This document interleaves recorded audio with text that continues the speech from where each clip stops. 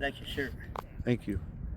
Hello, friends and family, brothers and sisters on YouTube world. It says that we are live, and I'm here talking here by the Colorado River. I'm talking to Jesse. He's finds himself right now homeless. Jesse, good to meet you.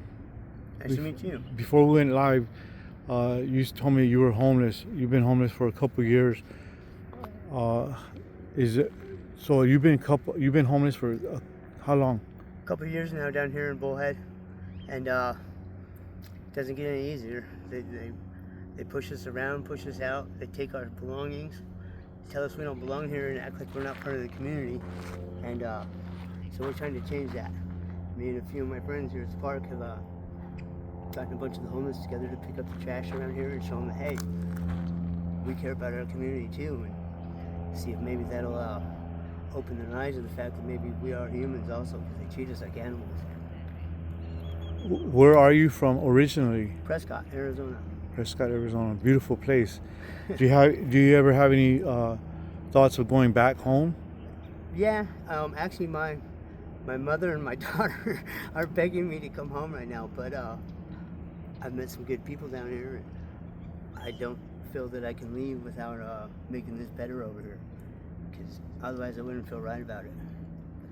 See, my parents own a business back in Prescott area. They do firewood, and we help a lot of people, so I can't see leaving and not helping. Right. To make it better here before I leave, then I'm going to stay and make it better. So you've been homeless here in Bullhead City for 3 years? Yep. And how's the situation out here? I've been talking with other homeless people, and they've been telling me that the city has been coming down hard on you guys. They do, and every year, it's the end of summertime, they come down with all these new city ordinances to push us out and say we're not allowed in the city, or we're not allowed in the national park or the state park, and they expect us all to go 20 miles up Silver Creek to where there's a shooting range, and there's nothing around for us. There's no way to get to food, or shelter, or anything. Every time it rains or snows, you get flooded out, and if we don't go there, they come and take all of our stuff from our camps and take it from us and don't give it back. And now they're telling us we can't bring our belongings in the park. We have to leave them wherever we camp so that they can go take our belongings from us and throw them away. So it's not making anything better for any of us homeless. And some of us are just, I guess what they call misplaced, because we've had homes, we're looking to get back into homes, but they make it almost impossible. They make you stuck here. And then they tell us we're not allowed to sleep in city limits. Well, that doesn't really help the people that are hooked on drugs. If they can't sleep, they have to stay awake. It makes them want to keep on drugs. So it's not, it's a lose-lose situation, Right. the way I see it. Are you also addicted? Are you going through any addiction? I'm actually not addicted. I smoke marijuana for medical use. I have a terminal form of arthritis. The doctors told me I'd have been dead 10 years ago or paralyzed. That was only if I took the shots they wanted to give me. I do the marijuana and I stay physical. I work out, and it keeps me healthy. It keeps me moving around, and I still ride this bicycle and motate on my own. So Okay. I can't complain. So what kind of resources do they have out here for you guys, or do you guys use? Well, we have the Canadians, which they help us out with breakfast, showers, laundry. Pretty much if you need rides to doctors or anything medical or anything important, they'll help us out. The park, we have some of the people that here work at the park are actually on our side. So they've let us use the park areas and the bathrooms, and they're pretty lenient to us for the most part. And then as far as the city goes, they don't give us anything. They don't give us any resources, any help. And then they tell you to go to the Catholic Social Services, which they have about 8 beds, 9 beds. And other than that, they put you in a room full of people for day use.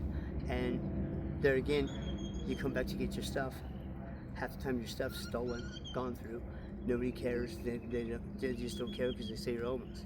So basically, they just act like we have no rights. And it doesn't matter if you're a vet, if you're disabled. It doesn't matter. If you're homeless, you have no rights.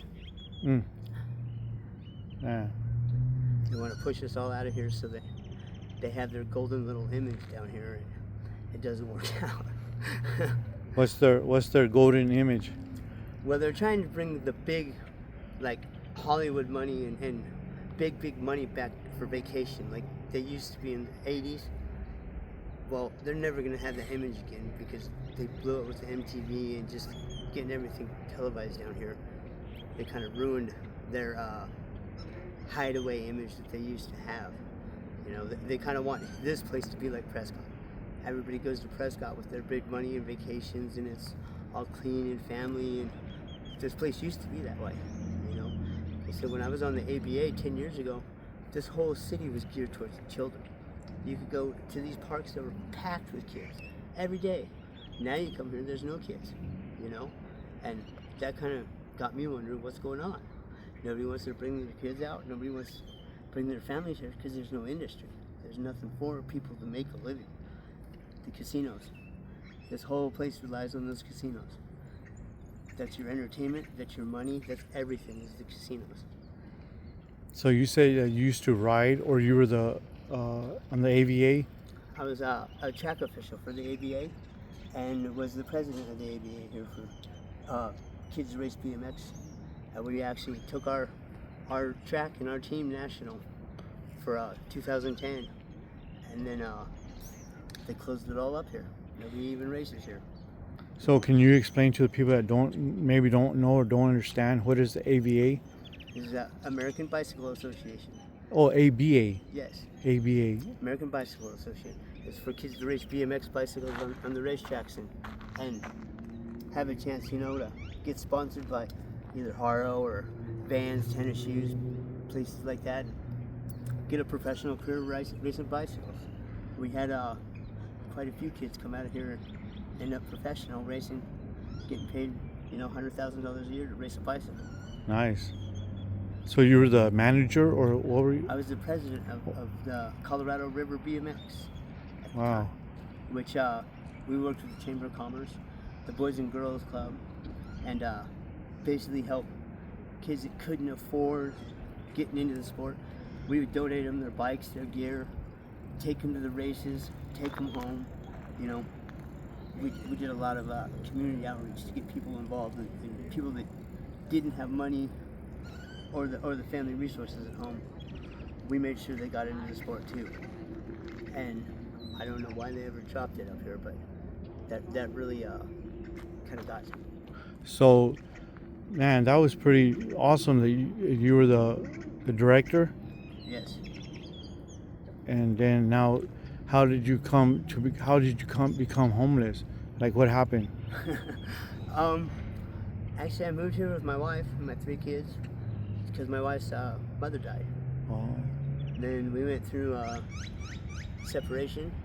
Somehow through it, I ended up bouncing around homeless, and I still run a mobile mechanic repair shop.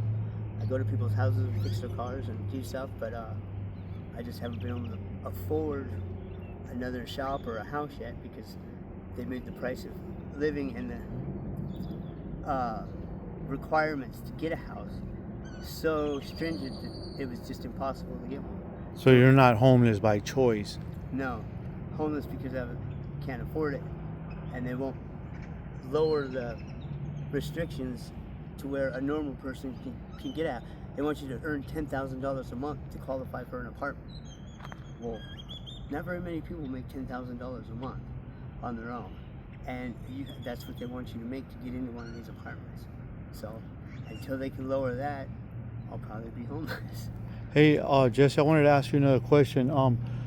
The Canadians, they also have a spiritual, like a church service, right? Yes, we do Bible study on Sundays. Oh, nice. 1 o'clock till 3 o'clock, and that was actually by choice. Good. We volunteered for it. Good. And so we do our Bible study on Sundays, and every day is kind of like going to church when you go to the Canadians. Do they feed you guys too, the Canadians? Yes, they do. They feed So- us breakfast every Monday, Wednesday, and Friday. And then on Sunday when we do Bible study, she cooks lunch for us. And we call them mom and dad. They take care of all of us homeless. They let us do laundry. They let us take showers. And like I said, if you need rides to the doctor or anything, important, they'll take us to it. If we need like packages sent, we can have them sent there, and they'll bring them to us. They bring us messages. They are